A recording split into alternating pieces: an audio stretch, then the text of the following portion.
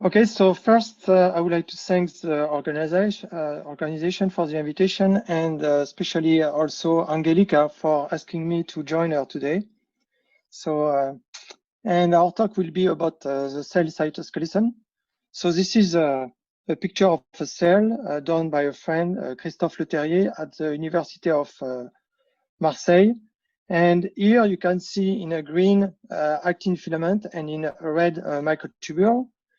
And the cytoskeleton is building the architecture, inside architecture of the cell. And the challenge that we are doing in the field is to try to correlate the biochemical composition of the different structure you see it here in the cell with their architecture and the dynamic. And we try to understand these three components to elucidate the physiological response of the cytoskeleton and its implication during cell shape changes, for example. What I forgot to mention is here you have the front of the cell and here you have the back of the cell, okay? And for the talk today, we will focus only on the actin cytoskeleton that you can see now in the same cells. So we remove the microtubule. And what you can see, it's a very complex organization with different structure. At the front, you see this dense organization, bright organization called the lamellipodium. And as you move inward, you see the density get lower and you start to have the formation of these cables that we call stress fiber. And from this complexity, you can try to define different type of organization that you have here in this cartoon. So here at the front, you have this filipodia formation. They are made of what we call parallel actin filament. And the focus of the talk today will be on this lamellipodium organization made of this branch network, and we will come back to that during the meeting. And also, as you move inward, you have these anti-parallel organizations that are what we call the stress fibers. They are muscle of the cells that are generating forces. And also, you have this very important part here, the cortex. But the talk will be focused entirely on the lamellipodium. Okay. And all these beautiful organizations are built from this very simple reaction here called actin polymerization. And this is a two-step reaction. First, the nucleation, and the nucleation starts by the monomer of actin that associate in dimer and then in trimer. And we call that the nucleation. And you see the arrow here, meaning that this reaction is thermodynamically unfavorable, okay? And then as soon as you have the trimer, a monomer will add and this elongation will start and you will start to make filament. And the particularity of the filaments, they are polarized with a fast growing end called barred end and a slow growing end called pointed ends. In addition of the monomers, there is a very important part inside the filament is the nucleotide, ATP. And this is kind of the internal clock of the filament, meaning that the young part of the filament here are mostly ATP bound. And then you will have ATP hydrolysis in ADPPI, then phosphate release, ADP, and the whole part of the filament will be mostly ADP. And this is very important because some protein will bind to the young part, ATP part, or other protein will bind to the ADP part, and also protein will change the kinetics of the hydrolysis. In addition of this biochemical description of the filament, there is some mechanical property, meaning how stiff the filament are, and they are defined by the persistence length, and the filament are described as a semi-flexible polymer with a persistence length about 10 micrometer that are more or less the scale of a cell. And if you compare that to other cytoskeleton polymer, like the microtubule are tube-shaped polymer, and their persistence length are around 1 millimeter. and we describe them as stiff polymers, okay? And the microtubules are in general made for transport, so they are building the highway inside the cell that will be used by molecular motors to transport cargoes. And I'll give you also an example of very flexible polymer, DNA inside the nucleus. The persistence length is 45 nanometers, and they are built for compaction, okay? And the field of cytoskeleton has been very productive in developing models to understand how the biochemistry and the mechanic of the filament are there to generate forces. Thank you, Laurent. So the first question is why would we need a mathematical model to describe self-organization in actin networks? So I think in some instances, the biological mechanism is simple enough that a model wouldn't be anything more than an illustration of the mechanism. However, for many systems in biology, they're complicated for a number of reasons, which is why it is important that we have models here. For the cytoskeleton, for example, we have, on the one hand, we're dealing with large temporal and spatial scales. So Laurent, for example, showed you that the actin filaments, they have a thickness of a few nanometers, but the persistent length is on the order of tens of micrometers or 10 micrometers, and the cell scale is also tens of micrometers. On the other hand, we have a lot of biochemical and mechanical feedbacks, which are often nonlinear in nature. So to just give one example, when cells adhere to a substrate, they can form adhesion complexes. And it is known that if you exert a force on them, then these adhesion complexes become stronger, at least until a certain amount of force. So here you have an example of a mechanical feedback. So you pull on your adhesion complexes, leading to a biochemical reaction, an increase in size in those adhesion complexes, and that happens in a nonlinear fashion. In fact, in a lot of cases in cell biological systems, the coupling is nonlinear, which makes it, of course, much more complicated or difficult to predict what they're going to do. Another problem is redundancy. So that is not something that is actually easily solved by modeling, but there's also a challenge experimentally. So in many instances, those cells have several mechanisms to perform the same function. And so if you remove one and it still works, it does not prove that that the one mechanism wasn't important, just that there might be a backup system. And so all these effects mean that it's very difficult to just by knowing the individual components or knowing something about the individual components, what the final structure will look like, how it will behave, how it will react to different stimuli. And so I think this is one of the typical cases where mathematical models become really important because they can help both qualitatively and quantitatively to understand the system at hand. Furthermore, of course, also from an applied mathematician's point of view, it means that there's a lot of room for really interesting and mathematically challenging models that are also really interesting from a maths point of view. So I don't want to talk a lot about the history of modeling actin networks, just maybe show you a starting point and a somewhat end point of where we are now. And one of the starting points was in the 80s and 90s. And there was the question of how can we translate polymerization force? So what Laurent described before, that the filament grows and adds new subunits. How is that actually translated into the mechanical force that pushes the cell forward? How does it actually push against the membrane? And so the idea, that is actually a really, really nice idea from a conceptual point of view, that was first formulated by Terrell Hill and later sort of detailed more by Charlie Pesky and Alex McGill and George Oster, was the idea of a brown ratchet.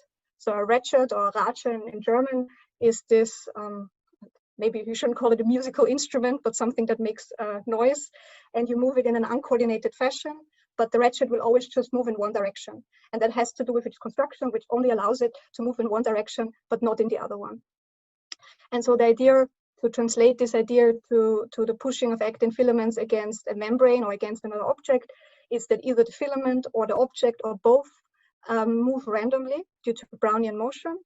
And occasionally the gap between the filament and the membrane will be big enough such that polymerization can happen.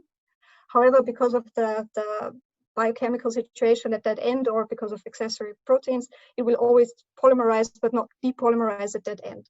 And so you have the same situation as for the ratchet, that you can only move in one direction.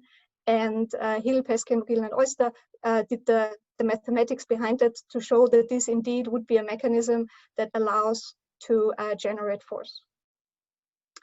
Now we are of course moving on. So from the 80s and the 90s, now there exists a whole range of models and of also different mathematical methods to describe the cell on a larger scale, also on smaller scales.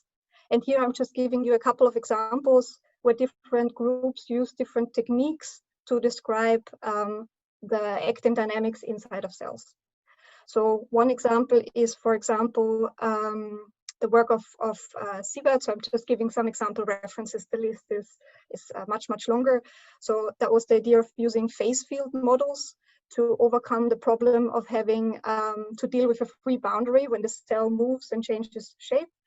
And in that case, the mathematical idea is that instead of having a sharp interface, there's one variable which encodes inside and outside, so it can be 0 or 1, and it has a smooth but sharp interface that describes where the inside ends and the outside begins. And then the mechanical properties of the cells as it deforms is relegated into this equation for the phase field.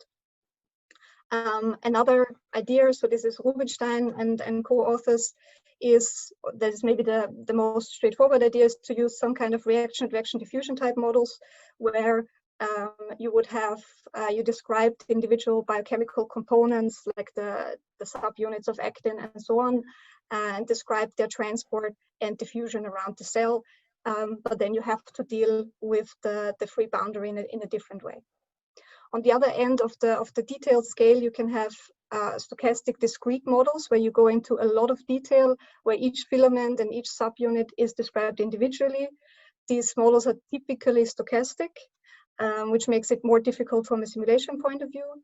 And in this example study that I'm showing here, and there exist of course many other papers that go this road, it was examined how to find an explanation of why lamellipodia stay flat even in a 3D environment, and to look at the deformations of the membrane in a lot of detail. And sort of in between, I would say, stochastic filaments models and continuum reaction advection diffusion type of models is, for example, the filament-based lamellipodium model, which was developed here in Vienna, where the idea is that on the one hand, you want to respect and account for the mechanical properties and shapes of the filaments, while still use continuums or PDE-based model derived through a sort of systematic averaging process that takes into account the individual sub-models of the dynamics inside the cell. These are just 4 examples. There exist many more modeling strategies and also detailed models. And by now we also have more 3D models, which is another step in complexity.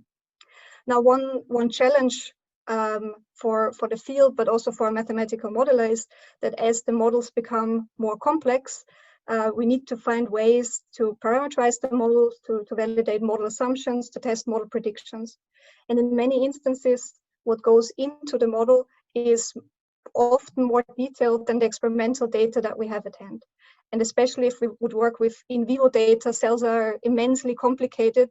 It is often very difficult to measure specifically one concentration of molecules or visualize the movement of molecules without but still being aware of the full complexity. And it's very important for these models to be tested, parameterized, validated, and so on, to have a controlled experimental system where we know exactly what are we observing, who can interact with whom, which molecules are there, which molecules are not there. And Laurent will next give you an introduction to the experimental system that they developed, and then we will show you how we used it together with the mathematical models. So to simplify our approach, we develop what we call a reconstituted system. So the idea of reconstituted system is to break the cells, purify some components and try to rebuild some of the architecture and physiological response you can observe in cell, but with a minimum system, okay? And the first, to look at a reaction is to purify actin and look if just with actin you can understand some of the aspect of this cellular complexity. So this is what you see here. This is actin purified at 1 micromolar in this case, and you have to use a specific imaging technique called total internal refraction microscopy to see the assembly of individual filament. And here you have the time scale. Okay, so already with one components, you can mimic actin assembly, and you can get a lot of parameters from that: association constant, dissociation constant, speed of assembly, and different key parameters that will be used in the following presentation by Angelika. But you are very far from what you have observed inside the cell. If you repeat over and over these experiments, you will never get a specific type of organization. You will get assembly, but not self-organization. The organization will be different in every single experiment. So some components were missing here to get always the same type of self-organization. So the first type of components that are missing, of course, is what we call actin binding protein. Inside the cell, you have about 60 family of actin binding protein, and they regulate about every single aspect of actin assembly and disassembly. And since we are mostly talking about what's happening at the front of the cell today, I will show you what are the main player modulating actin assembly and disassembly at the front of the cell. So this is a cartoon. So here you have the front of the cell. Here you have your actin network. This is a branch actin network was discovered by Dike Mullins. And so here you can recognize your actin filament, but there is some key player. The first player here in red is the R2-3 complex. And this is a key complex because it will not assemble linear actin filament, but it will generate branch actin network where the filament will be at the 70-degree angle from each other. And you will see example of this assembly in a minute. Another key player is capping protein. This protein will limit the growth of actin filament. So you will have not only growth, but at some point, this protein will bind to the fast-growing end and stop the system. This will allow to not consume unnecessary monomers at the front of the cell. You will consume monomer only where assembly is necessary. Then you will have key protein involved in disassembly, and that will be the second part of the talk, and Angelika will describe that in detail.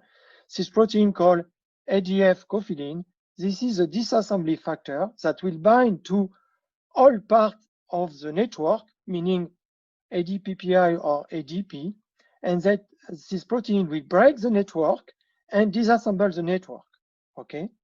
And finally, you will have this protein called profilin that will take the disassembly part of the network and exchange the nucleotide and recycle the disassembly subunits to the pool of assembly monomer to maintain a turnover at the front of the cell. And the talk will be focused on this turnover and what our collaboration between experiment and model allow us to understand both the dynamic and the mechanic behind fourth generation. Okay, so now we will move step by step towards this complexity. Okay, and the first step, of course, is to add the complex and see if the complex is enough to build some sort of organized architecture. And this is typical of actin assembly in presence of R2-3 complex. So you see now you are not building one filament, but a branch network. But again, here, if you repeat over and over these experiments, you will, of course, get a branch network, but every time the architecture of the branch network and the complexity of the architecture will be completely different. So you were still missing some parameter to have some sort of reproducibility in our experiments.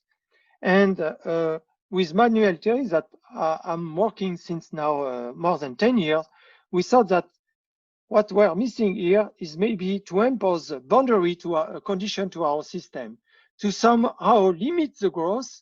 And by limiting the growth, you may limit the system in a way that the self-organization will occur in the same way every time.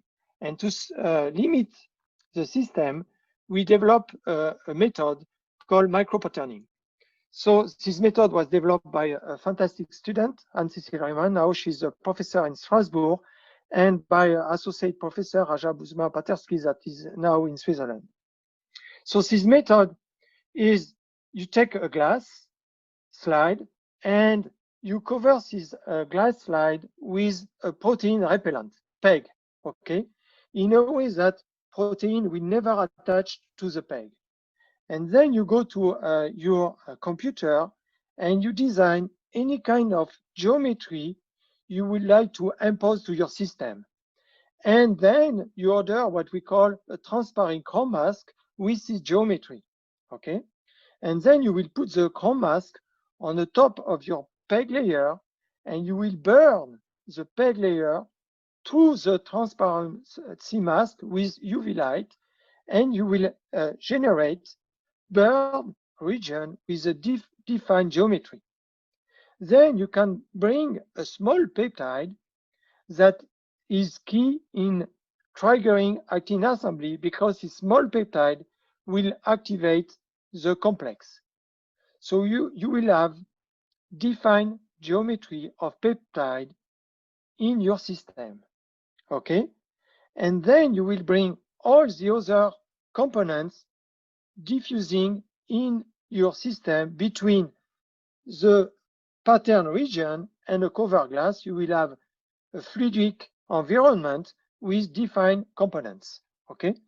And we were hoping by constraining the geometry at the bottom of your system to be able to constrain your system, okay? And I will give you an example of one of these reactions.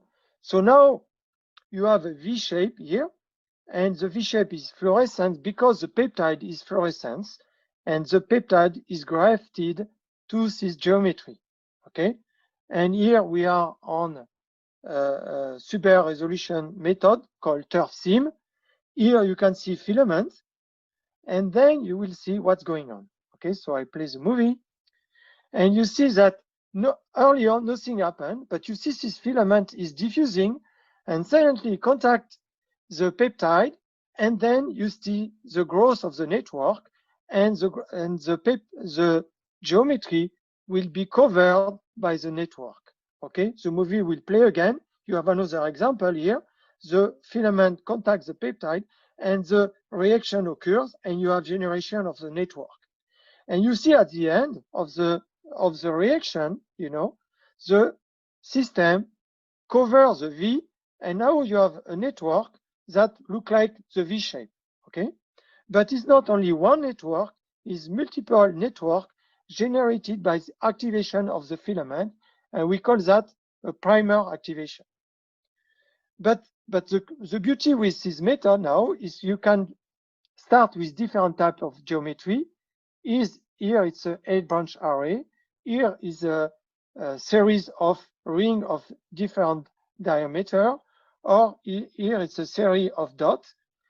First, you can say that the boundary defines the final geometry, but also what is beauty here is if you start with 8-branch array, every time you will get the exact same organization. So by imposing boundary condition, now you can determine the final architecture of your system.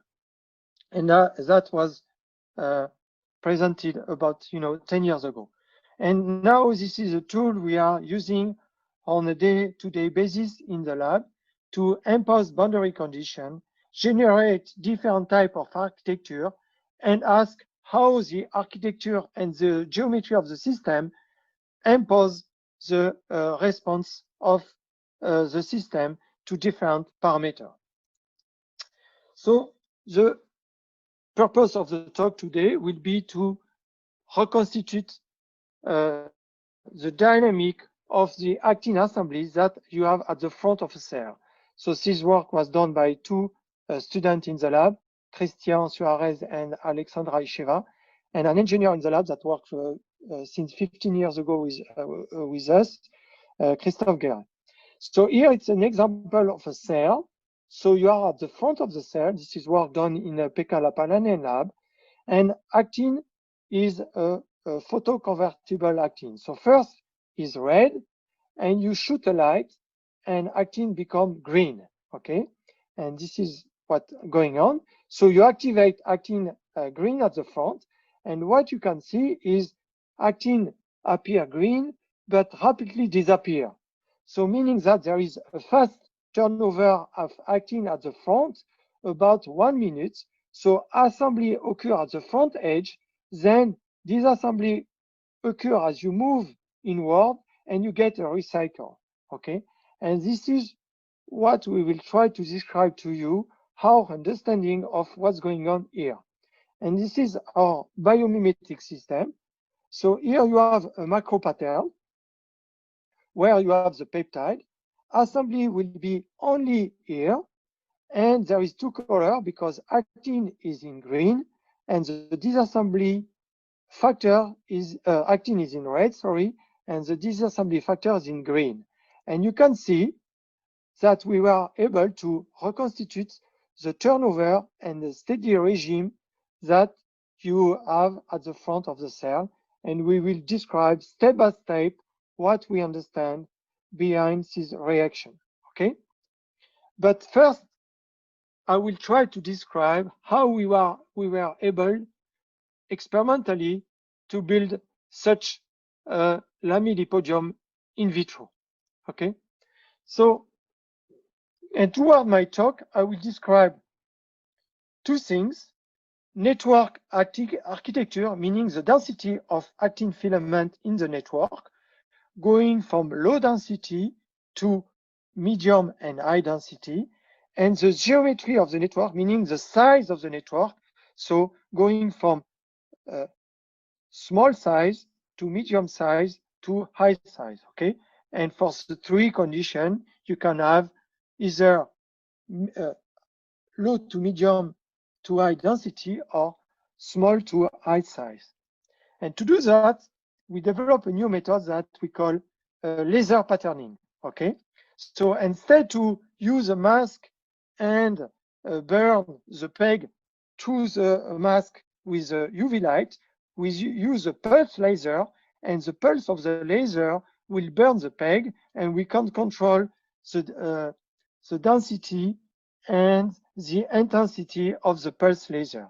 So the repetition of the pulse can make a small density of the dots or high density of the dots or even higher density of the dots. And this is an example on a polystyrene. You can go from high density to medium density of dots and to low density. So why that is interesting is now if you bring the peptide in your solution, you can cover the dots with your peptide, and you can have low density to high density of the peptide.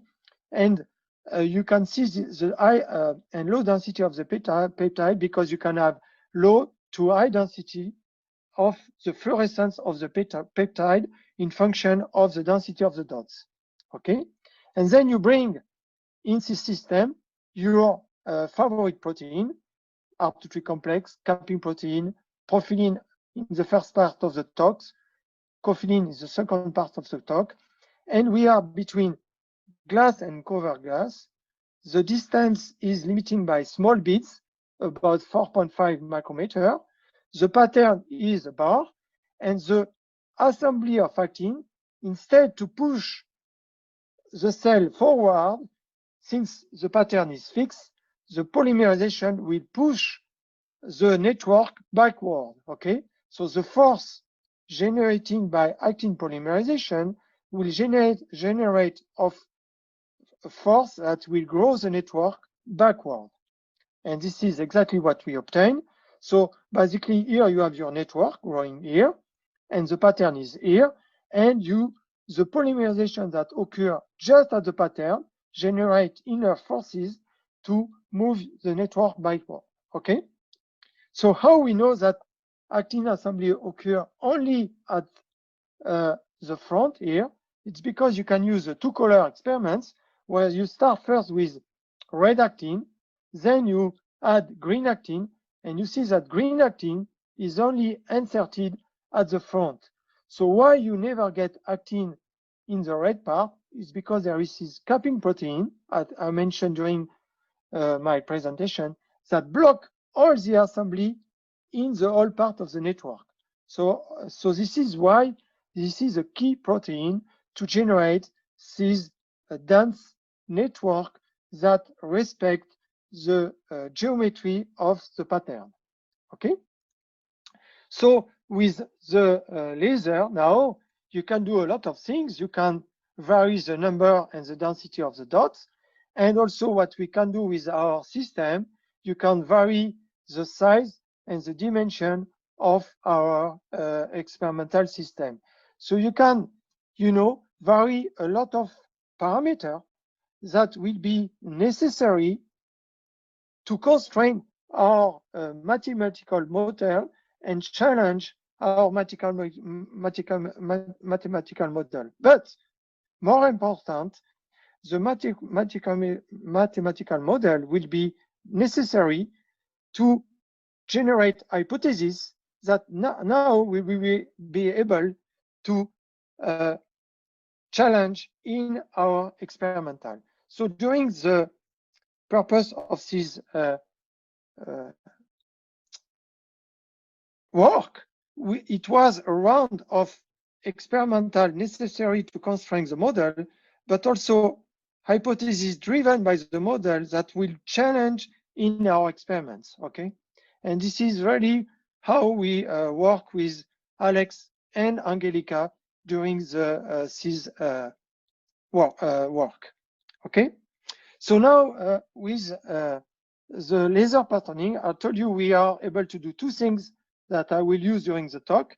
We are able to change the density of the protein, so meaning that we maintain the number of dots constant, but we vary the concentration of our protein, or we change the number of dots, but we vary the concentration of the number of the dots, okay? And to show you that when we are doing that, we are doing something. Here it's an example where we vary the density of dots. The concentration of actin is constant here, and we are looking at single filament. But you see, by varying the number of dots, we vary the density of the filament on our micropattern, okay? But we don't vary the kinetic parameter. So the kinetic parameters are the same, but the density of the network are different, okay? So what we can do now to see if we do something on the growth of the network, we can do an experiment where we have a low density of micropattern facing a high density of micropattern, and the two networks will face each other. And this is the experiment. And you see that here you have a low density, here you have a high density, and because this one is stiffer, this one is winning, and the force generated by this one is stronger, and it push backward the other one, okay? This is just an example to illustrate that vary the density, do something to the network, okay? And also to illustrate that this protein is very important, capping protein. In absence of capping protein, you will have a network that is not able to generate force, where cis1, you will have a network that polarize and are able to generate force. Okay? So now I go straight to what we have done. And the first experiment we did is we vary the size of the network, and now you can see the growth. And already you see just by varying one parameter, the size, you can vary the speed of the growth. Okay, the small size are growing faster than the big size, and this is the variation of the speed versus the size of the network. The biochemistry is always the same, so you can impose in the model the biochemistry of the system. And the first thing that Alex did is he wrote a very simple model that describes the speed of the growth according to 4 parameters: the association rate of the monomer at the Barben end, okay, the size of the monomer, the local concentration of monomer at the site of the assembly, and the mechanical factors that describe how the filaments that are growing are able to generate forces. And the idea that Alex has when you look at our the previous experiment is maybe you can have a local depletion when you get this burst of actin polymerization, and the local depletion will affect this parameter, meaning that if the network is small, this parameter will be big, and if the network is high, this parameter will be slower.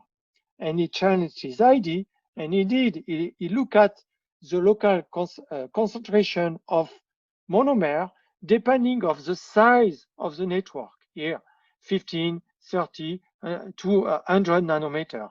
And you can see that here, that at the site of actin polymerization, the local concentration C decrease as we increase the size of the network, and that explains why small networks are growing faster than big network, because C is bigger for small than for large. And he make 2 predictions. He said that the G-actin concentration is 3 or 5 times lower at site of growth, but also he said that if we use 2 patterns that are distant with different size, they should grow at different speed. So this is why the model is key. We can make predictions that we can now challenge with experiments. And this is what we did here. We took 2 15 micrometer patterns, but we separate by 2 different distance. And the model predicts that cis1 should grow faster than cis1. And indeed, this is what we find when we look at the speed of the growth for the 25 micrometer separation or 6 micrometer. We find that over time, cis1 is growing faster than cis1. Okay. So the next set of experiments we did is we vary the protein concentration on our dots, and we look at how the protein concentration affects the speed of the growth. And you can see that cis1 are growing faster than cis1. And this is consistent when we look at the size of the growth versus the fluorescence normalization. For the low fluorescence, meaning cis1, the network is growing always faster than for high fluorescence, meaning cis1. And this is again consistent with the effect of this parameter here. Because when you have low concentration of the peptide, the network has a low density of the filament, so the depletion, meaning C, will be lower, so C will be bigger here than here. So because C will be bigger, the speed of the growth will be faster. So this simple equation and the variation of this parameter describe these very complex experiments. The next experiment that is a little more tricky to explain is when we did cis1 now. Now we maintain the concentration of protein, but we vary the density of dots. And to our surprise, this network that is higher in density is growing faster. So now if you go back to, and this was consistent again for, if you look at the speed of the growth for a large number of fluorescents, high density here, meaning these guys, are always growing faster than low density, meaning these guys. So now you go back to the equation here. If you look just to this parameter, C will be bigger here than here, okay? So the speed of the growth, if only this parameter was important, this one should go faster, but this is not the case. And this is where this parameter is key. Now this parameter is taking over, and the way the filaments are oriented and efficient in generating the force is optimal here. So the dominant parameter in this reaction is this mechanical parameter. And this mechanical parameter is taking over and explain why high density is growing faster than low density. The final two experiments I will try to describe during the first part of the talk is this one. That's where the system becomes very interesting, is when you generate heterogeneous pattern. Now you don't separate the two patterns, but the two patterns are connected. Here you have high density, low density. I show you that this one is growing faster than this one. And now the system is turning. So just by varying the density of the network, you can control the steering of our system. How you can explain that? You can go back to our model, so of the 2D growth in function of the density.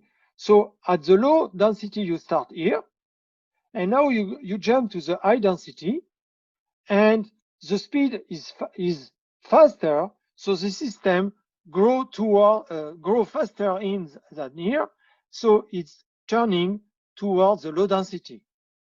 But with this model, you can make prediction. If you are moving along here, you will increase the density, but the speed will decrease. So the system will turn in the other direction towards the most fluorescent. And this is what we did here.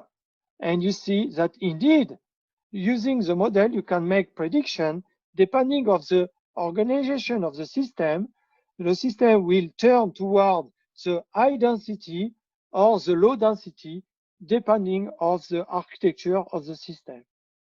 Okay, so the final experiment we did is a gradient. So now you can do a gradient from high to low density, and of course the system is steering even more than previously, but also you can make symmetric low density, and because the system is symmetric, is going straight.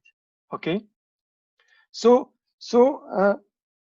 what I try to describe here is with a minimum system and somehow a very simple mathematical model, we could describe and have a cycle of iteration between experimental and model to fully understand the growth of actin network at the front of a cell and how this growth can be modulated by two parameters, the local concentration of monomer and the mechanical factor, and how these two parameters can explain not only the speed of the growth, but the steering of the system. But so far, in my introduction, I told you that we will explain the turnover, but I explained only the growth. I didn't explain the turnover. And the second part, in the second part, we will try to explain the turnover. So as Laurent said, at the moment, we were mostly focused on what happens at the growing end, so at the leading edge from the point of the cell. But if we want to understand equilibrium length, which is important for the size of the lamellipodium, we also have to think about degradation of the network, not just growth. And we know that actin filaments can depolymerize, but in fact, usually this is helped and speeded up by this molecule called ADFicofilin, and I will often just say cofilin. It is sometimes called a molecular scissor, so in the sense that it cuts the actin filaments into pieces, but how it works from a molecular point of view is still under debate. For example, it has been suggested that what it does is not necessarily cutting it up into pieces, but rather debranching the network, and then that then speeds up the depolymerization. Now, here there's one experiment, of course, from Laurent's lab. On the left, you see the network, so the growth of filaments without any cofilin. So you can see that they form these branched networks that you've seen at the beginning of the talk. And on the right, there is ADFicofilin added. And what Laurent is trying to show you is that there are indeed debranching events. And even if you don't spot a particular debranching event, you can see that the final result is not a connected branch network, but rather lots of small pieces, which indicates that indeed cofilin debranches the network. For example, it has been suggested by introducing a twist into the filaments that cause the breakage of the branches, but that is still under debate. So one experiment that we can do is, of course, we can look at different networks of different width. So we already know without cofilin that wider networks grow slower, as Laurent explained at the beginning of the talk. Now, what happens when we add cofilin? So we see a number of things. One is that some equilibrium length is reached. There's some dynamic steady state, but we can also see that if we compare the networks, the wider networks have a longer steady state length than the shorter networks. So we can quantify this, of course, but what we want to do is we want to understand it. So how did we approach this from a modeling point of view? What we wanted to capture was, on the one hand, we wanted to understand this global treadmilling. So the fact that we seem to have growth at one end, depolymerization at the other end, but what determines this steady state dynamic length. And on the other hand, we wanted to be able to capture this quite macroscopic fragmentation, macroscopic from a cell's point of view. So you can see that we don't have a smooth decline in density, but we have rather the density falling apart in bigger pieces. And so from a modeling point of view, we felt, can you go one slide back, Laurent? Sorry. Thank you. So we split the modeling questions into two bits. So for the binding and unbinding dynamics, we felt that the best approach is probably really just a reaction-advection diffusion equation. But we felt that for the degradation of the network, just writing down a PDE might not be appropriate, because we wanted to be able to capture this fragmentation process and also this falling into pieces of larger parts, which would be difficult to do when we just write down a PDE. So I will first explain how the reaction-advection diffusion equation, and then how we use the network models, the discrete model, for the debranching process. And yes, all this work is together with Alex. I forgot to mention that, Alex Mogilna. So for the first part, so the binding and unbinding dynamics of cofilin, the equations are relatively straightforward. So you see one PDE for bound cofilin, one PDE for free cofilin that is still diffusing around. You can see that the bound cofilin has a transport term. So we assume a given network speed that we calculated from the first simple model that you've seen.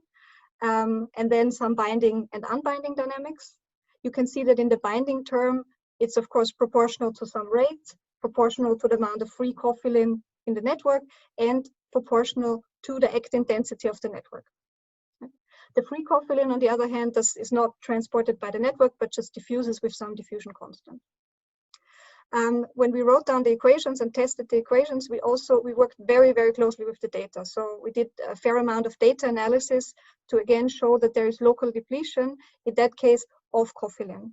And if you look at the two simulation snapshots below, on the left for free cofilin, on the right for bound cofilin, you see very nicely that near the network, there's hardly any free cofilin, because diffusion, it takes a while to transport it back to the network. What you also see that for the bound cofilin, that the longer the network grows, the more bound cofilin can bind, the more cofilin can bind, and so it accumulates towards the back end of the network, so the oldest part of the network. Now, so far I haven't talked about how the network falls apart, so how would we determine the A of X in this equation? And that we did with a stochastic network model. So we represented the network as a collection of edges and nodes, where the connections, you can think of them as branches, and the edges, you can think of them of probably sort of several actin filaments together. And then the debranching amounts to removing nodes of that network. And so you can imagine that at the beginning, so while cofilin has just debranched a few connections, the network is still intact, so the density will remain the same. You wouldn't see that in your fluorescent microscopy. But once the network has accumulated enough of these debranching events, then bigger pieces of the network can fall off. From a modeling point of view, that amounts to saying, or the key is, how do you calculate the probability of such a, the local probability of such a debranching event? And so we said, well, it should depend on the local actin density. It should depend on the amount of bound cofilin. And we used the data to find the best exponents. And so we found that the more bound cofilin, the higher the probability of breakage. That makes sense. And we found the higher the density, the lower the probability of breakage. In the video, you can see a comparison between an experimental and a simulation situation, and you can see that it shares many of the same features. For example, you can see that you have a relatively constant actin density, which then plummets. You can see that you can capture the roughness of the shape of the network using this discrete stochastic model, which is not something that would be possible to do, or probably possible, but with a different and harder modeling strategy for a PD model. Now at this point, we have two relatively detailed models, one capturing the binding and the unbinding, and the other one capturing the degradation of the networks. One is a PDE model, one is a stochastic network model. Now, of course, we can combine them. So you can use the discrete model to predict how much, what the actin concentration is as a function of cofilin, and then feed that into your cofilin binding and unbinding model. What I want to show you here is sort of a simplification of both models, because that's a good way of not only predicting the experimental data, but also understanding it. So these are now sort of, for each of those complicated models, I'm showing you one simple equation that we derived systematically from the model, but it is a kind of an average behavior of the dynamics. So let's look at the first one. So for the cofilin dynamics, so that was the reaction-advection diffusion system. You can see that sort of what you can get out of those PDEs with rough estimates is that the amount of bound cofilin depends, of course, on the network length. If you see that the longer the network is, the more cofilin can accumulate. So we've seen this in the simulation, and this expression summarizes that. So in the bottom left, I draw this in sort of the space of length and bound cofilin. If there was no depletion, so if diffusion was infinitely fast, then that would just be a linear relationship between bound cofilin and the network length. And indeed, if you look at the expression of the formula above, you see that network length L divided by network speed V gives us a time scale that cofilin has to bind. Now, the depletion is important, so that's the second factor in the equation, and that causes this relationship between bound cofilin and length to be nonlinear. And you can see that here the network width, so the geometry of the network enters, and so that wider networks, for example, will have more depletion. I will compare that to the experimental results in a moment. Disassembly, on the other hand, so that's the yellow line, we can use our discrete stochastic network model, derive a PDE model from that, and then analyze that PDE model, and that shows us that the length will be inversely proportional to the amount of bound cofilin. So that's the yellow line in the plot. And so now we can, of course, mathematically, you can just solve the two equations for L, but you can graphically see that we have a balance between two effects. One says longer networks, more cofilin. The other one says more cofilin, less length. And where those two intersect, you get the equilibrium length. So this is a more intuitive explanation of how the equilibrium length is determined, but that is hidden in these two more complicated models. On the bottom right, you see that I'm just showing you to demonstrate that the model prediction on the x-axis fits very well with the measurements of equilibrium length over an array of experimental conditions. Now we can look a bit more closely at one of the experimental situations, and that was what we saw the video of before, so that we saw that when we add cofilin, that wider networks grow shorter than thinner networks. And so now, maybe before I explain the intuition, which I think is quite clear now, you can see that the model, so the thin lines, recapitulate the experimental data very well, so also from a quantitative point of view. But from a qualitative point of view, now we can, of course, also use the two equations and see very easily that if I change just the width, so that the W in the first expression, then that will lead to more depletion. So the depletion factor, so the second part, will become smaller, and therefore the intersection moves to the right, and we get a longer equilibrium length. So we have both the detailed models giving us more information, but we also have an intuitive explanation of why that happens. Now we can, of course, look at what happens in sort of a phase diagram visualization. So you can vary not only the network width, you can vary the amount of initial actin, so the density of the network. You can vary the initial amount of cofilin that you put in your mix. And you can see that if you just vary two of them, you usually have sort of a curve of equilibrium lengths which are the same.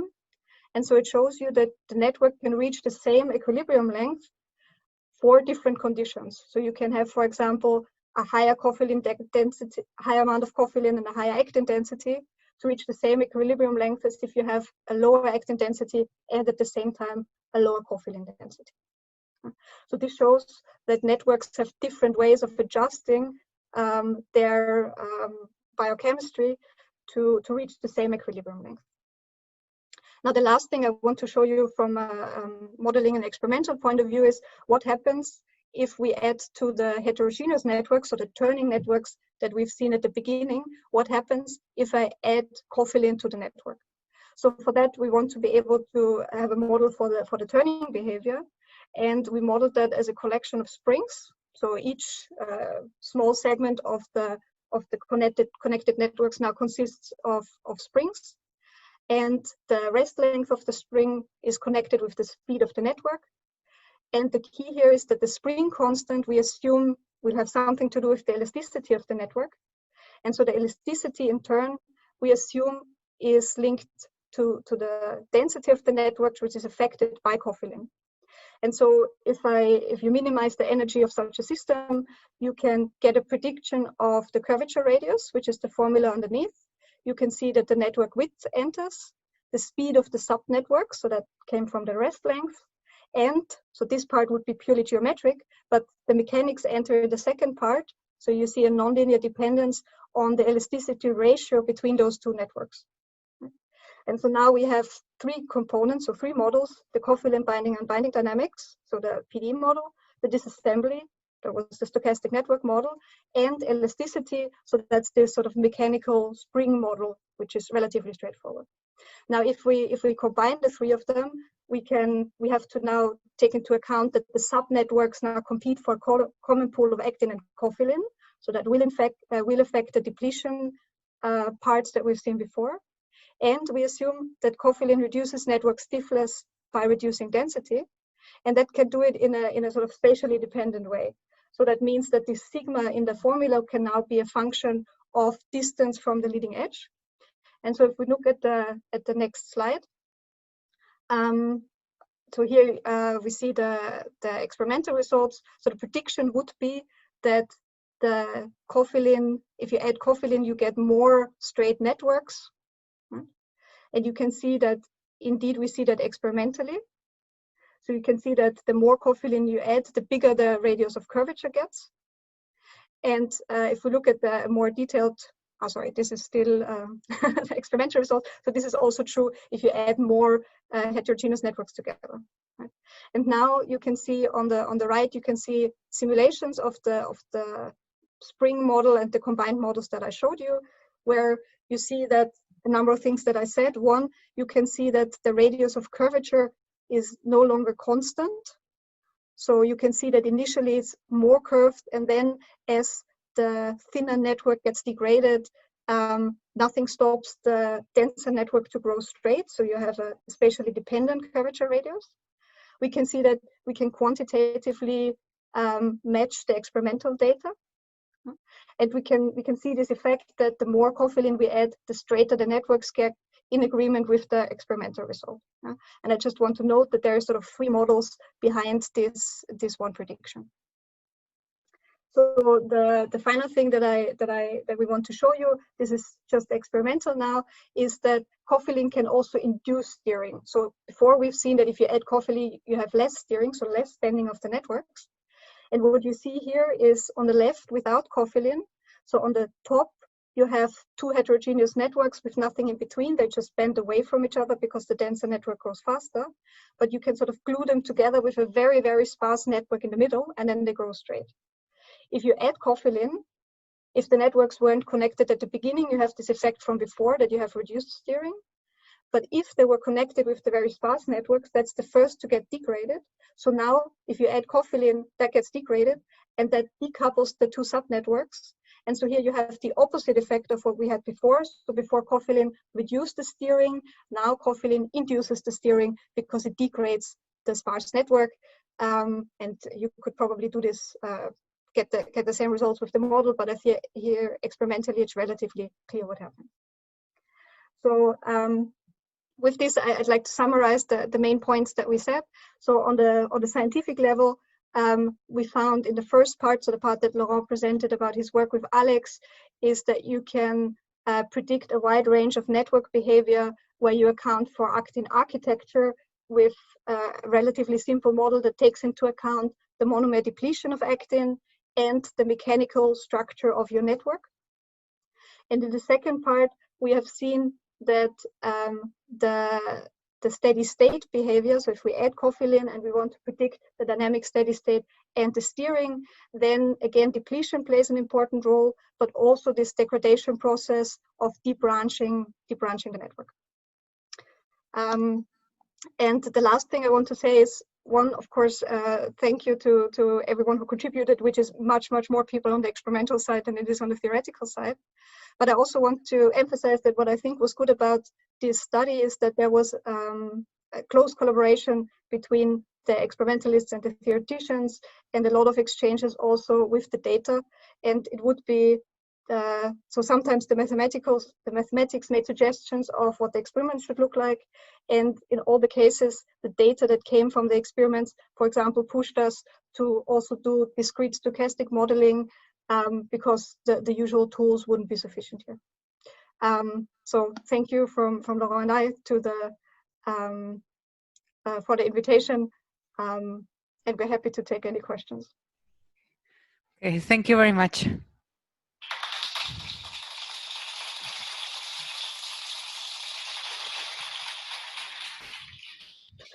Yes, since it's hard to clap in this virtual environment, I decided to have some virtual clapping. So please, if you have any questions, mute yourself and go ahead. Thank you very much for this talk. And also, if you feel a bit shy, you can also write on the chat and I will pass the questions to the speakers.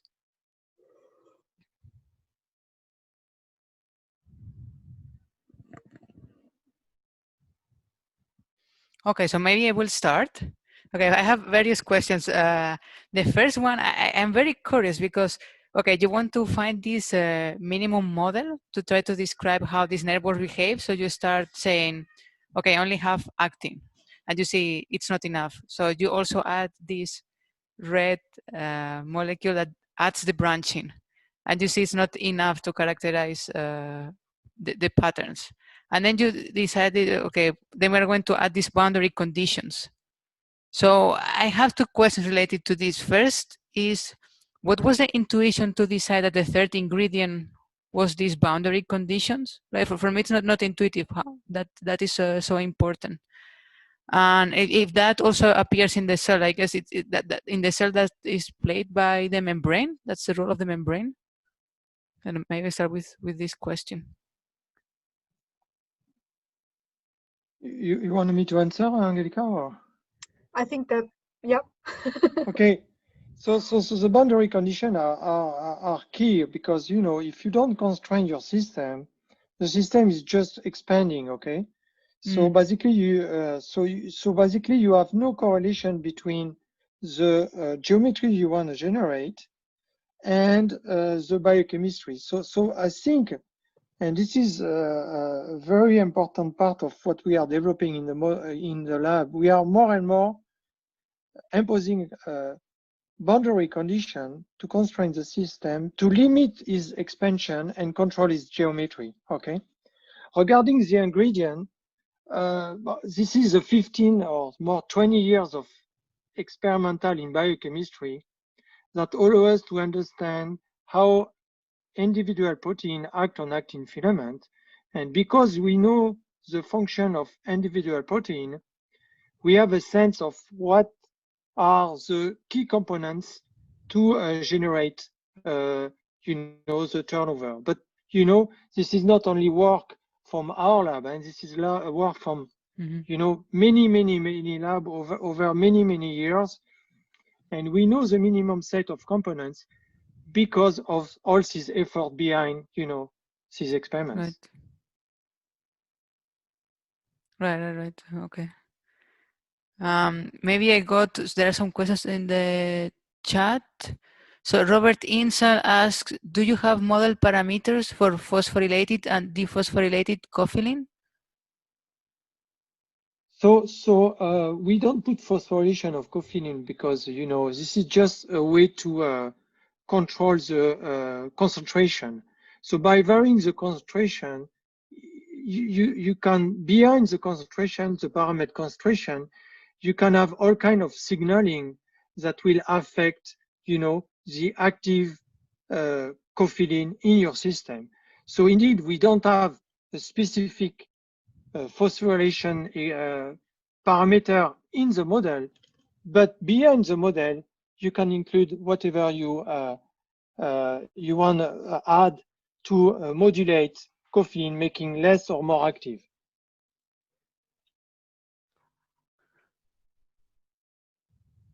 Okay, so Robert, can you see the chat? Robert Insel asked. Yes.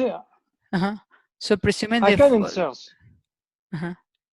So the question is about what phosphocofilin will do. So yes, the answer is yes. Phosphocofilin will inhibit the activity of cofilin, so making the efficient concentration of cofilin less. Okay, so that's the idea. Okay, thank you. Any more questions by anybody? Okay, I have more in the meantime, if people think about question. I am curious, this curvature radius formula, how did you get into it? I mean, is something in the literature you had to get into it? I don't know how you will get into it. No, I haven't looked in the literature, but if you look at the collection of springs, you just minimize the total energy. Oh, okay. So it's from a minimization.